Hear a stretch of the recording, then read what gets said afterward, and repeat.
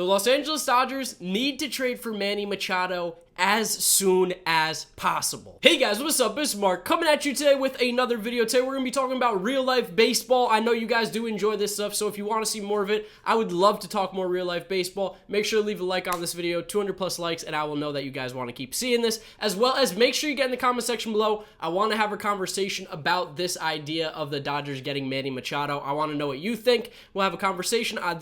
I really enjoy making these videos for part of that reason, and if you want to extend the conversation, you can always follow me on Twitter and Instagram at GiraffeNeckMarc, links in the description. So why should the Dodgers trade for Manny Machado? There's a bunch of different reasons. I feel like it's fairly obvious, and I feel like the Dodgers need to make this move as soon as they possibly can. First off, for those of you who don't know, which I'm pretty sure everybody knows at this point, Corey Seager, the Dodgers' everyday shortstop, one of the best shortstops in the league, went down with a season-ending injury. He needs Tommy John surgery, which is a rare injury. It's starting to become a little more popular now for guys that aren't pitchers. We saw Gleyber Torres get it last year, and I might be forgetting some other guys that have gotten it recently that aren't pitchers. But Corey Seager, Tommy John surgery, out for the year. Now, prior to the injury, Corey Seager's numbers, really not that great, but that's not important. Over the last 2 seasons, he has been one of the best shortstops in baseball without a doubt. So let's just go through Corey Seager's numbers the last 2 years and see the production that the Dodgers are going to be missing with him out. 2016, his rookie season where he won Rookie of the Year and finished 3rd in the MVP voting, was also an All-Star and won a Silver Slugger.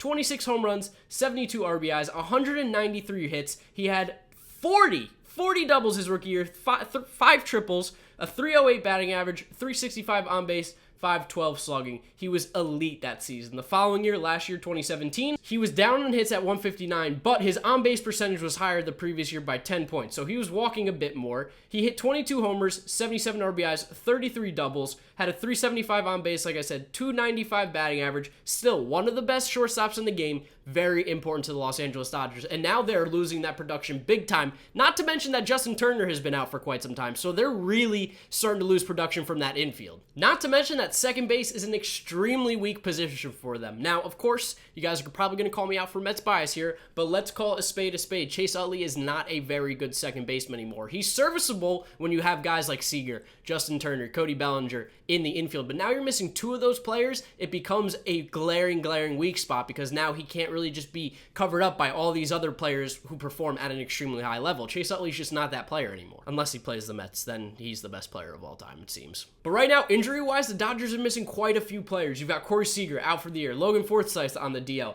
Yasiel Puig's on the DL, you got Rich Hill on the DL, you got Justin Turner on the DL. I might even be missing some guys, but those are the big names that they don't have in their lineup right now. And it's definitely hurt the Dodgers. If you look at the National League West standings, who would have thought that the Dodgers would be in 4th place in the National League West? Now, of course, I don't think anybody saw the Diamondbacks being 21-10 through the first 31 games in the season, but that's not really the big story here. The big story seems to be how poorly the Dodgers are playing. They're 14-17, like I said, in 4th place, behind the Rockies, behind the Giants, who really aren't playing that well. I know they had a little hot streak, but that team's still not very good, and the Dodgers are in 4th. The Padres are only 3.5 games back of the Dodgers. That shouldn't be happening. And yes, it's now, the 2nd day of May? They're 7 games back of the Diamondbacks through the first, basically, month of the season. That may not be concerning to people. They'll be like, oh, it's a long season, you gotta build it up. But now, with all these injuries and all the holes in their lineup and the lack of production that they're gonna be getting, you gotta make sure that lead doesn't get any bigger for the Diamondbacks. And let's be honest, Chris Taylor has come back down to earth. He's not the player that we saw last year. That was just kind of a blip in the thing. He's a nice little player, but he's not that good of a player. He's not like what he was. Kike Hernandez, great bench bat, but everyday player, not so great. Yeah, they need to get Manny Machado, and it's not like Manny Machado is just an okay player. He is probably right now, without a doubt, the best shortstop in baseball. It's pretty much been between him and Carlos Correa, and Manny Machado I know was like a 3rd baseman pretty much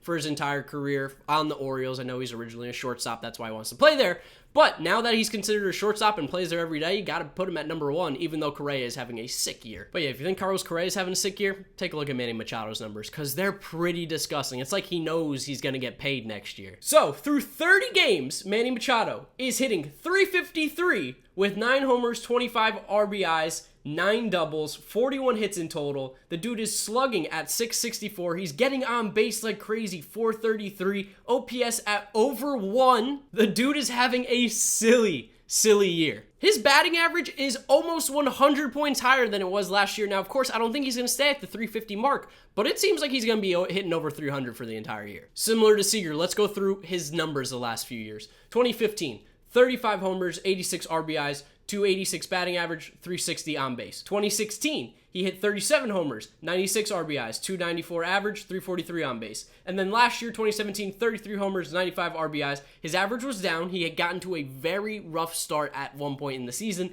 259 average, 310 on base. But he has seemed to figured it out. Something's clicking, and the man is on a tear. Now, for those of you who are like, but why would they get him? Why? You have Corey Seager. He's going to come back next year. He's going to be fine. No. Listen. The Dodgers were in the World Series last year. You got to make it back. You're so close to winning the World Series. Manny Machado could be that answer. And again, in regards to Corey Seager coming back next year, that's fine. This is what's great about the Dodgers. They have players that can play all over the place. So you put Corey Seager at shortstop. You move Manny Machado back to third, and you get Justin Turner at second with Bellinger at first. That infield is probably the best infield in baseball, maybe behind the Astros. Honestly, it's probably better than the Astros than if they got Machado. Now, of course, to get Machado is a big risk. Machado is a free agent at the end of the year. He's only 25 years old, so the dude is going to get paid mega money. And the Dodgers, the luxury tax is real close for them, and they don't want to dip into it. But I think if it means winning the World Series, they will, one, do it, and two, I think you have to. Another issue that arises with Manny Machado is, of course, you have to trade for him. The Orioles want a ton for Manny Machado. Their owner, Peter Angelos, is historically known for not wanting to trade star players. He's extremely hard to work with. The amount of stories about trades where he goes through these insane physical processes on players that he's getting in and doesn't want to let other players leave, it's wild. Like, he's had so many trade offers on the table that were good for the Orioles, and he declined them for weird reasons. Not to mention that the Orioles GM Dan Duquette mentioned that they do not want to trade Manny Machado until after Memorial Day, which I guess probably was said more towards the beginning of the season. They wanted to see where they were playing, if they were competitive, but Baltimore, you ain't competitive. You are bad. Baltimore's pitching, not very good. Now, this leads into, again, another issue with trading for Manny Machado. The Orioles are going to want a ton of prospects, and the Dodgers have a bunch of really good prospects. I believe 5 in the top 100 on MLB.com. The big name that everybody knows the Orioles wants, Walker Buehler, the star prospect pitcher for the Los Angeles Dodgers. I believe he's in the top 10, might even be in the top 5. Sorry, I lied. He's actually number 12, but still really good. In fact, he's the 3rd best pitching prospect according to MLB.com's top 100. The Orioles also want another big name prospect like Alex Verdugo from the Dodgers, number 32 in the top 100 on MLB.com. And the Dodgers, again, with him, really don't want to give him up as well. Now, the other 3 prospects that fall in the top 100 for the Dodgers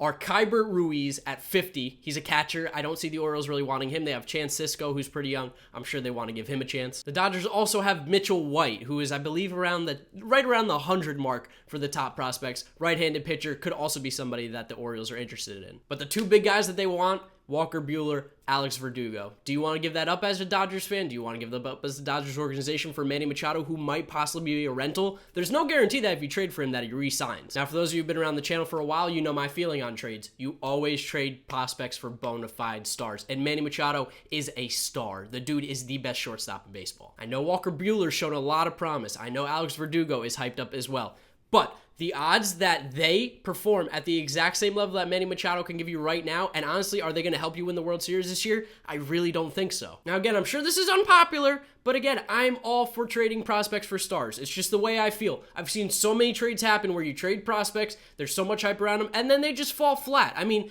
I'm a Mets fan. I know all about prospects that are so hyped up and never do anything. Do these names ring a bell? Fernando Martinez, Lastings Millage? Yeah, they were trash. We could have traded them for good players, but no, the Mets were like, let's keep them. Let's not overreact. Let's not try to go after somebody. These guys are going to be amazing. They sucked. So yes, I think the Dodgers need to trade for Manny Machado ASAP. The team is struggling. They're falling further and further behind the Diamondbacks as the weeks go on. And at some point, that lead is going to be insurmountable to come back from, no matter how hot the Dodgers get, because the Diamondbacks don't look like they're turning back. Dodgers might be losing Clayton Kershaw in the offseason. Now, I don't think it's happening. I think he's going to re-sign with them, but you want to maximize your opportunity to win the World Series here. You took the Astros deep in the World Series. You had a chance to win that series. Manny Machado could be the difference, and I think Dodgers, you need to make this trade ASAP. I'd love to know what your guys' opinion is on this idea of Manny Machado getting traded to the Dodgers, so make sure you get in the comment section below. Let's have a conversation down there. Again, you can also tweet me on Twitter and Instagram at GiraffeNeckMarc, links in the description. Make sure to leave a like, subscribe to the channel if you enjoy the content. I'd love to bring you more of this, so let me know if you enjoy seeing this from me. And yeah, click those videos if you want to see those. Those are recommended to you by YouTube, as well as my most recent upload.